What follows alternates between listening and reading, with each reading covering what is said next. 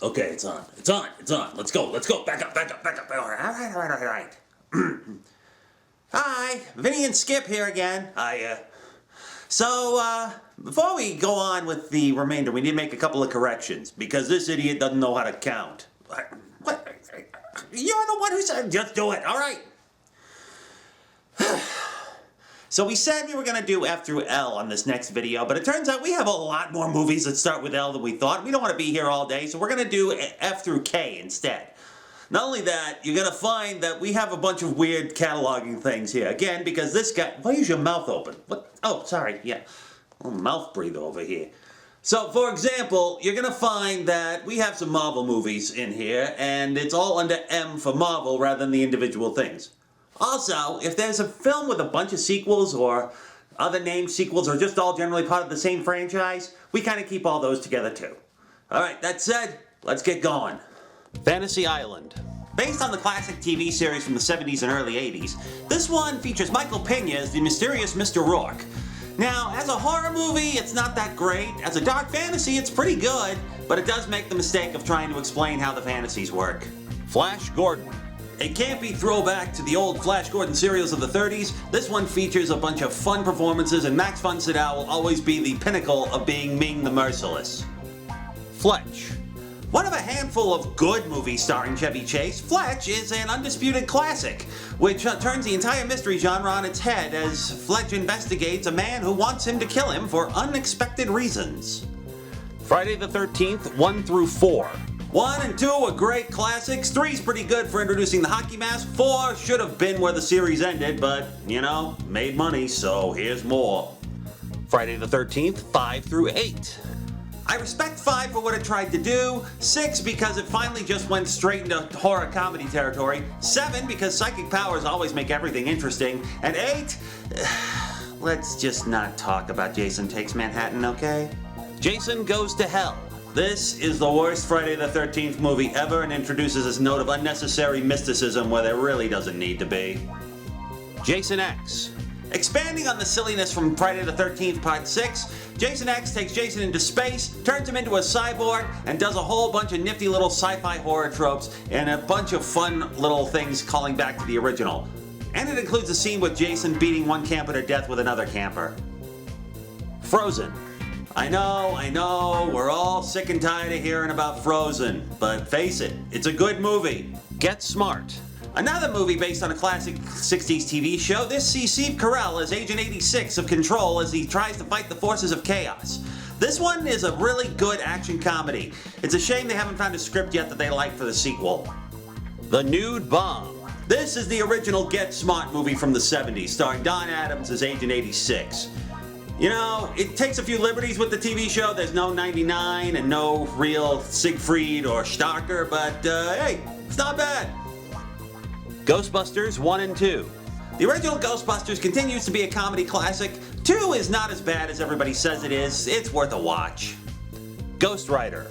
Okay, this one's kind of over the top, but it doesn't take itself nearly as seriously as the second one. Plus, you know, Nick Cage chewing the scenery and Sam friggin' Elliott. What more do you want? G.I. Joe, The Rise of Cobra. What do we say about this one? It misses the point completely, redoes G.I. Joe in a way that doesn't make any fans, whether of the cartoon, the toys, or the comics, happy. Why did they need to rob the Baroness of any agency? G.I. Joe, Retaliation. Well, it tries to make up for the last movie, but frankly, it don't succeed since it decides to kill off all the characters we actually cared about from the last one to begin with. Godzilla 2000. The beginning of the Millennium series of Godzilla films, this one features, say, an okay plot and an okay situation with Godzilla fighting some brand new monsters, but it's alright. Godzilla Final Wars. The end of the Millennium series of Godzilla films, this one actually went forth to try to blow things out with a bang, with a Godzilla fighting just about every other monster he ever fought throughout the entire history of the franchise, including the shitty 1998 Godzilla. Well worth your watch. Godzilla 2014. Finally, a good American version of Godzilla. Sure, it's a little light on the monster bashing action and focuses on the humans a little too much, but overall, it's pretty sweet, and so is the final fight scene. Godzilla, King of the Monsters. Y'all slept on this one, and I don't know what you people want. The last one didn't have enough monster fighting. This one has too much. Make up your minds! The Goonies. An 80s comedy classic. It's a great little treasure hunt adventure story from Steven Spielberg and Richard Donner. Has a few dated things, but no more so than your average 80s movie. Gotcha. A strange little comedy spy thriller from the 80s starring Anthony Edwards from Revenge of the Nerds as a college kid who finds himself smuggling microfilm to the Americas. It's very weird, but very entertaining. The Green Hornet. Yeah, I know nobody liked this one much because it was a comedy and had Seth Rogen in it, but really, there's some good action in here and it ain't bad. Especially considering the Green Hornet is such a goofy concept to begin with. Grindhouse Theatrical Cut. A great double feature from Quentin Tarantino and Robert Rodriguez, homaging the great exploitation movies of yore with some really fun trailers from a bunch of other directors as well. Really recommended. It's a good time. Grindhouse presents Death Proof. This movie's way too long, quite honestly, and Tarantino forgets the type of movie he's supposed to be making visually and aesthetically about halfway through. Grindhouse presents Planet Terror. A longer cut with more effects and more grindhousey elements. The director's cut of Planet Terror is just as much fun as the original, and even the extra runtime goes by really, really fast. Halloween 3. Again, this one's been reevaluated in the last few years, and it's still one of John Carpenter's better, lesser-known works. Happy Birthday to Me. A Canadian slasher movie which had its ending severely rewritten. This one's got some interesting kills and some interesting fake-outs, but ultimately it's kinda, the ending doesn't really work. The Happy Time Murders. Okay, this is just too meta even for me. Heathers. The natural backlash to the John Hughes style of teen comedy, Heathers continues to remain one of the darkest but funniest cult classics of all time. Hellfest. A good old-fashioned throwback to a classic 80s style slasher film. It gets rid of all the postmodern, in-your-face, we're smarter than this scream nonsense, and presents a bunch of characters you actually like and feel sorry for dying at the end during the course of the movie. Hercules. A little unfortunate now given what we know about James Woods, but overall, still a pretty solid animated entry in the Disney canon. Highlander. Highlander is another cult classic, and frankly, it's the only good one of the series. The Hitchhiker's Guide to the Galaxy. Okay, so this one missed the mark in a couple of places, but it does a few original things which are really interesting. It's just a shame they had to shoehorn in an unnecessary romantic subplot. Hocus Pocus. Reevaluated as a cult classic in recent years, this one holds up pretty well. It's still kinda 90s as hell, but hey, Bette Midler, Kathy Najimy, and Sarah Jessica Parker look like they're having fun. Hogfather. Given that it's the holiday season, you deserve to watch a really good adaptation of a classic Discworld novel. You cannot go wrong with Hogfather. Watch it. Hoodwinked. An underrated deconstruction of the Little Red Riding Hood story, this one features an all-star cast including Patrick Warburton that's actually a lot of fun and you should watch it. Hot Fuzz. The second in Edgar Wright's Cornetto trilogy, Hot Fuzz is one of those great movies that makes fun of the action genre while still providing plenty of legit action and a rather interesting murder mystery plot to go along with it. Check it out. The Hot Rock. A heist caper comedy starring Robert Redford based on the first book in Donald Westlake's Dortmunder series, which you should all read if you like heist movies. This one's a little slower paced being from the 70s, but hey, it's got Redford and Zero Mostel. You never see that. Howard the Duck. I unironically love this movie. It's silly, it's weird, it's bizarre, and yeah, you can yell duck tits till the cows come home. Just remember you're aping a man who really has no taste in movies himself.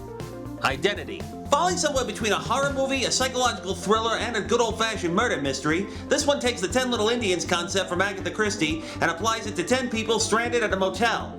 But the twist is really not what you expect, and it's really kind of fucking good.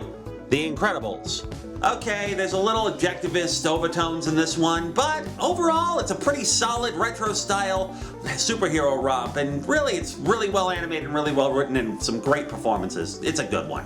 The Incredibles 2. Not quite as good as the original Incredibles, but hey, still a pretty good movie nonetheless. It Chapter 1. A really, really good adaptation of the good half of Stephen King's It novel. Don't have the second one, mostly because I saw it in the theaters and it's okay, but not as strong as this one is. Check this one out, definitely. The Italian Job, 1969. Another classic heist movie that literally ends on a cliffhanger. There's really no resolution, but boy is this movie fun. You should check it out. Josie and the Pussycats. Everybody misses the point of all the over-the-top advertising and product placement in this movie. It's deliberate. It's supposed to be over-the-top and silly to point out how much the music industry is sold out. Justice League. Well, I didn't hate it. Justice League, Crisis on Two Earths. Once again, some unfortunate associations with James Woods, but he is very chilling as Owlman as the Justice League goes up against their evil alternate universe counterparts. It's really, really good and one of the stronger direct-to-video DC movies. Justice League, Gods and Monsters. And Elseworlds, which presents us with a much darker version of Superman, Batman, and Wonder Woman that has nothing to do with Clark Kent, Bruce Wayne, or Diana of Themyscira. This one is an interesting little mystery on top of it, and you should check it out. It's an interesting take. Kentucky Fried Movie. The earliest Zucker-Abrams-Zucker production features a bunch of wild sketches of assorted silliness that would later go on to Hallmark films like Airplane and the Naked Gun trilogy. Check it out if you haven't seen it yet. Return of the Killer Tomatoes. The sequel to Attack of the Killer Tomatoes. This movie is actually kind of silly in that Airplane kind of way and holds up really well. Plus, it's one of the earliest appearances on film by George Clooney. Killer Tomatoes Strike Back. The third installment of the four-part Killer Tomatoes trilogy. This one's definitely the weakest in that there's really nothing overly memorable about it, but it's okay if you like John Astin's performance as Professor Gangrene. Killer Tomatoes Eat France. The final installment in the Killer Tomatoes film series. This one takes elements from everything that's come before from the other movies to the cartoon series and puts it all together in a general mishmash, which is just kind of silly and fun. Kingsman: The Secret Service. An over-the-top, ultra-violent parody of the Bond movie-type franchise. This one has some fun stuff, some great ideas, and some really, really nice action. Kingsman: The Golden Circle. Another over-the-top sequel to Kingsman: The Secret Service. This one features Julianne Moore as a pretty creepy villain, actually, with an obsession for retro. This one's really, really good. Even if you think about it, these movies actually kind of paint a lot of liberal politics as the bad guys. Knives Out. The greatest murder mystery to come out in who knows how long. This is a great cast, a great story, a great format, and a great direction by Rian Johnson. Go see it if you haven't yet. Kong: Skull Island. Wasn't expecting much from this one, but holy crap is this movie great. It's a giant ape battling giant monsters on an island, and it ties into the whole Universal Monsterverse thing. You should check this one out, especially with Godzilla vs. Kong coming soon. So there you have it, F through K. Next time, L through P, as we do it then. We actually do an L through P this time? Well, I don't know. Why don't you look at the shelf and find out? You're so smart. Don't start with me. I'm still trying to figure out why it is you ate my steak. I didn't eat your steak. It was right there in the fridge. It wasn't marked. It's my steak. My steak. My steak! Turn it off, turn it off, turn it off!